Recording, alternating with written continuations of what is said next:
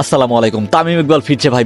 মানে বাংলাদেশ ক্রিকেটটা এখন বর্তমানে যেভাবে আছে সেটা হচ্ছে বাংলাদেশ ক্রিকেটের জন্য বড় একটা অ্যাচিভমেন্ট হতে পারে তামিম ইকবালের ক্রিকেটে ফেরা। এখন কথা হচ্ছে ভাই, আমি একটা জাস্ট ছোট্ট পয়েন্ট বলবো, সেটি হচ্ছে হার্দিক পান্ডিয়াকে তারা বলে দিয়েছে, হার্দিক পান্ডিয়াকে ইন্ডিয়া বলে দিয়েছে আপনি যদি বিশ্বকাপে খেলতে চান তাহলে আপনার বোলিং করতে হবে।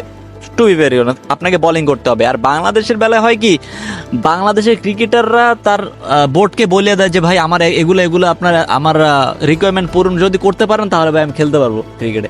মানে বর্তমানে ভাই বাংলাদেশটাই এমন ভাই, বাংলাদেশে এমন কিছু নাই যে ঘটতে পারে না। সো ক্রিকেটাররা আলটিমেটিভ দেয় যে আপনার এরকম আমার রিকোয়ারমেন্টগুলো যদি পূরণ না করেন আমি ভাই আর ক্রিকেটে ফিরবো না। সো তামিম ইকবালের ব্যাটাও সেরকম হয়েছে।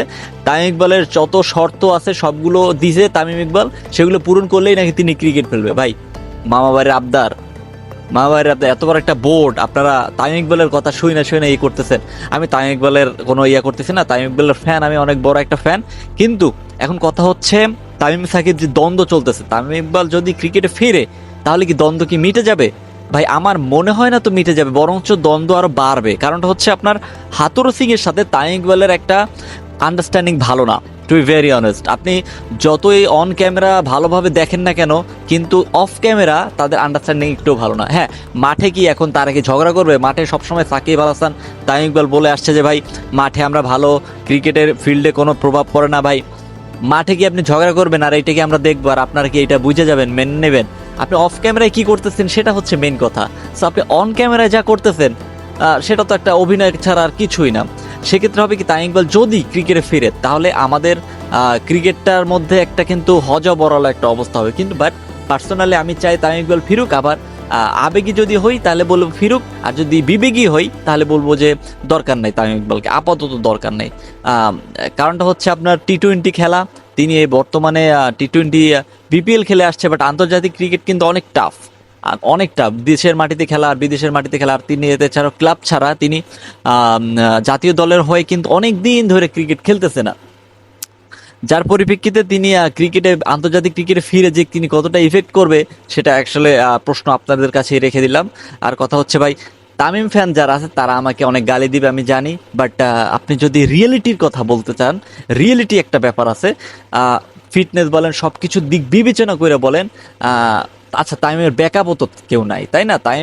তামিমকে রাখা যায়। তামিমের ব্যাকআপ কে আছে? ওপেনিংয়ে আছে তানজিদ হাসান তামিম, আপনার নাইম হোসেন, আনামুল হক বিজয়, এই ধরনের আসলে ওদেরকে দিয়ে অনেক ট্রাই করানো হয়েছে, সেটাও আসলে কাজে দেয় নাই। সো সেই পরিপ্রেক্ষিতে বিসিবির অনেক ঘনিষ্ঠ একজন যে নাজমুল হাসান পাপন, তিনি মন থেকে চায় যে তামিম ইকবাল আবারও টি-20তে ফিরুক। এটা আমরা একদম একটা তথ্য পাইছি, যার পরিপ্রেক্ষিতে বললাম যে তামিম ইকবাল আবার টি-20 বিশ্বকাপ থেকে ফিরে টি-20 বিশ্বকাপে ফিরবে এবং আমরা আশাবাদী। আমি ভাই এজ এ আবেগী দর্শক হইয়া আমি বলতে চাই যে তামিম ইকবাল ফিরুক। তামিম ইকবাল ফিরলে হবে কি, কনফিডেন্স লেভেলটা বিল্ড হবে, এই ধরনের কিছু কিছু আপনাদের মধ্যে বড় একটা অ্যাচিভমেন্ট তৈরি হবে এবং জুনিয়র যে ক্রিকেটার আছে তারা একটু হেল্পফুল হবে। সো আমি বলবো যে তামিম ইকবাল ফিরুক। এবং আপনি কি চান, আপনি মনে প্রাণে কি বিশ্বাস করেন? তামিম ইকবাল ফিরুক এবং বাংলাদেশ ক্রিকেটটা আবার আগের মতো গোছালো হোক, সাকিব তামিম সবাই একসাথে হোক, হাতুরু সিং এ সবাই একসাথে হোক। সো আমি বলবো দুই আমি বলবো যে আপনি কি মনে করেন যে তামিম ইকবাল ক্রিকেটে ফিরুক, বাংলাদেশ ক্রিকেটে ফিরুক, এবং আপনি কি মন থেকে বলেন তো তামিম ইকবাল ফিরলে কি ভালো হবে? কমেন্টে জানাই দেন। আর হ্যাঁ, ভিডিওটি যদি ভালো লেগে থাকে তাহলে প্লিজ চ্যানেলটা সাবস্ক্রাইব করে পাশে